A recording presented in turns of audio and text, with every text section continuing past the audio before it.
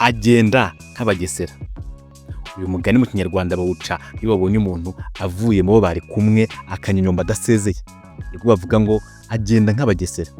Wakomotse ku munyabugesera witwaga Muganza wiyahuye muri Cyohoha i Bugesera k'i Kigali ahahinga mu mwaka w'1400.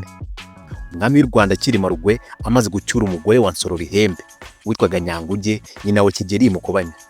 Ariko mu Rwanda bahimbye umugani ngo umwami uraguza yatsinze ubuguza. Bavuga ko Nsoro yahugiye mu gisoro naho Rugwe agahora araguriza gutsinda Ubugesera. Nsoro umwami w'Ubugesera yari afite umugaragu w'umutoni akitwa Muganza. Bukeye u Rwanda rumaze gutsinda Ubugesera, Muganza aracika akikira i Burundi. Ahageze bamufata nabi ajya i Karagwe. Agezeyo nabo bamufata nabi i Burundi, naho arahava. Mu nzira agenda ngo aribaza ati mbigenje nte ko ninjya mu Rwanda bazanyica kuko nari umutoni wa Nsoro. Apfa kwihangana asubira i Bugesera. Ageze hasanga umunyarwanda wahagabanye witwaga Gasigwa. Akoma yomba ati Nyagasani mutware w'Ubugesera nje kugukeza, uzandeme amaboko n'amaguru. Nuko Gasigwa aramwemera. Muganza agumya kumuhakwaho kugeza igihe Gasigwa amugabiriye inka z'imbyeyi 3 z'umuriro. Amaze kuzibona yongera kwibaza ati uko ngiye guhakwa ibututsi kandi ari umugaragu w'ibwami bizamera bite? Ubwo yavuga ko yari umugaragu wa Nsoro. Yegera Gasigwa aramubwira ati naragushimye uko wampaye umuriro, wenda gusaba ko uzansoza no kuri Cyilima. Gasigwa abaza Muganza ati ese wabonye ko njye naguhatse nabi? Muganza ati icyo mbigusabira nuko wamunyezaho nkishingana, kuko mu Bugesera bampiga bavuga ko nari umutoni wa Nsoro. Gasigwa ati nzamubikiriza. Bukeye basanga Cyilima i Kigali. Bagezeyo Gasigwa abwira Cyilima ati nkuzaniye Muganza uyu nguyu wahoze ari umutoni wa Nsoro. Yansabye kumukuzanira ngo mwibonanire ngo ahite ashaka kukubwira. Bahamagaza Muganza.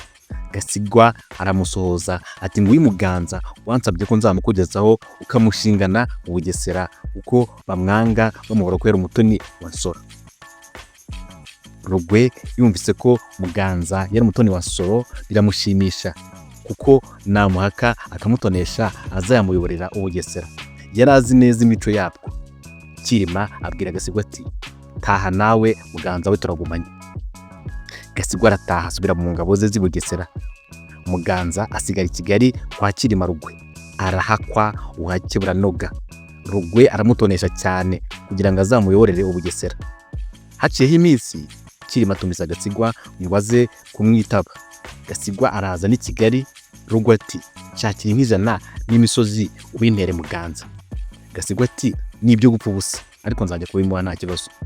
Cyilima ati bizapfa ubusa bite? Gasigwa ati nuko wabinyeze Nsoro none ukaba ubishubije mwene wawe. Ibyo Gasigwa yabivugishijwe n'ishyari kuko yari yabonye Rugwe atonesha Muganza cyane. Cyilima abwira Gasigwa ati ntacyo bitwaye nzaba mbyirebera. Ubwo Muganza abona inka n'imisozi akomeza n'ubutoni bwe. Gasigwa abonye Muganza atoniye cyane, ishyari riramushengura, akeka ko bazamugabira n'ibyo arimo. Nuko kuva ubwo Gasigwa agandisha ya misozi Muganza yagabanye, abuza abantu kumugemurira i Kigali, ariko akabigira rwihishwa. Muganza yatumiza ingemu akazibura. Bukeye inzara imaze kumurembya nabo bari kumwe, Gasigwa yoshya bagenzi be n'abagaragu ba Cyilima ngo bazabwire Muganza bamukandisha yuko Cyilima agiye kumutanga akamukurikiza Nsoro. Muganza amaze kubyumva ashya ubwoba nabo bari kumwe. Niko gucika ijoro ryose ajya kwiyahura muri Cyohoha. Bukeye muri iyo minsi Cyilima abaza abo bari kumwe ati ko ndakibona Muganza abaheye. Abandi bati yaratashye. Rugwe ati agataha amennye. Abandi bati niko abagesera bagenda. Niyo nkomoko iyo babonye umuntu n'inyombye adasezeye bavuga ngo agiye nk'abagesera. Byaturutse kuri Muganza uwo bateye ubwoba akagenda adasezeye akiyahura muri Cyohoha. Kugenda nk'abagesera, kunyonyomba rwihishwa, nicyo bishatse kuvuga. Aha niho dusoreje ibisobanuro by'umugani agenda nk'abagesera. Niba wakunze ibi bisobanuro kora kuri like.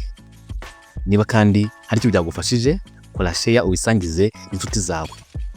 Niba utakora subscribe kuri channel, kora subscribe kugira ngo utazacikwa n'amateka y'u Rwanda, imigani n'inkuru zitandukanye zigisha umuco nyarwanda. naho ubutaha. Bye bye.